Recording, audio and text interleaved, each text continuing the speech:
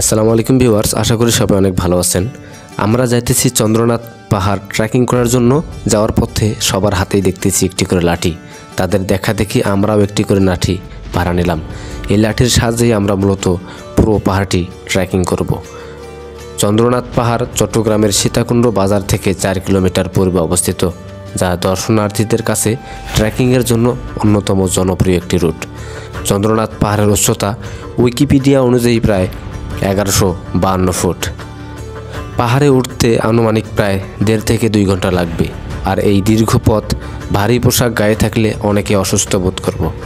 তাই আমরা সবাই শীতের পোশাক চেঞ্জ করে গরমের পোশাক পরে নিয়েছি। আস্তে আস্তে পাহাড় কিন্তু একদম খাড়া হয়ে যাইতেছে। যারা অলস তারা কিন্তু ইতিমধ্যে হাঁপাইতেছে, আরও অনেকটা পথ বাকি। এটি হিন্দুদের মূলত একটি পবিত্র তীর্থস্থান, তাই তারা তাদের ধর্ম অনুযায়ী যেসব শব্দ রয়েছে সেগুলো উচ্চারণ করতেছিল আর যাইতেছিল।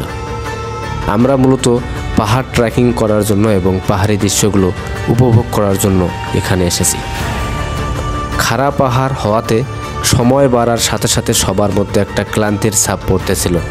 বিশেষ করে যারা অনেকটা মোটা মানুষ এবং বৃদ্ধ, তাদের কষ্ট ছিল চোখে পড়ার মতো। আমরা পাহাড়ি দৃশ্যগুলো দেখতেছি আর সামনে আগাইতেছি, দু চোখ ভরে এই প্রাকৃতিক সৌন্দর্যগুলো উপভোগ করতেছি। এই যে কষ্ট করে জার্নি করে এত দূর আসা, এটার সার্থকতা মূলত এটাই।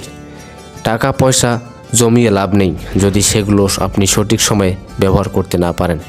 ঘোরার সময় ঘুরুন, দরকার পড়লে ধার করবেন, তারপরও ঘুরুন। ঘুরলে মন ভালো থাকে।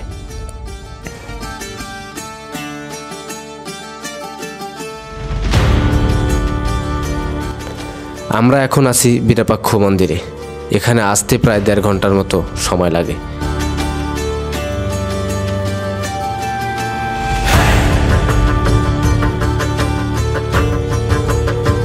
কিছুক্ষণ সময় কাটানোর পর আমরা রওনা দিলাম এখান থেকে প্রায় 150 ফুট দূরে চন্দ্রনাথ মন্দিরে। এই 150 ফুট রাস্তার প্রায় 100 ফুটই আপনাকে উঠতে হবে খাড়াভাবে, যেখানে নিজেকে সামলে রাখা অনেকটাই কষ্টকর। চন্দ্রনাথ পাহাড়ের চূড়ায় দাঁড়িয়ে আপনি দেখতে পাবেন একদিকে সমুদ্র আর অন্যদিকে পাহাড়ের নির্জনতা। মুগ্ধ হয়ে তাকিয়ে থাকবেন উঁচু নিচু পাহাড়ের সবুজ গাছপালার দিকে। প্রশান্তিতে চোখ জড়িয়ে যাবে। অনেকক্ষণ সময় কাটানোর পর আমরা আস্তে আস্তে নিচে নামা শুরু করলাম। পাহাড়ের উপরে ওঠার চেয়ে নিচে নামার পথ আরও অনেক কঠিন মনে হইতেছিল, কারণ নিচে নামার সময় অনেকের পা কাঁপতেছিল।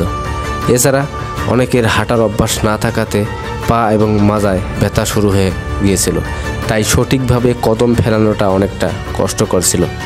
আর এখান থেকে নামার সময় পায়ের কদম একটু এদিক সেদিক হলেই কিন্তু মারাত্মক বিপদ।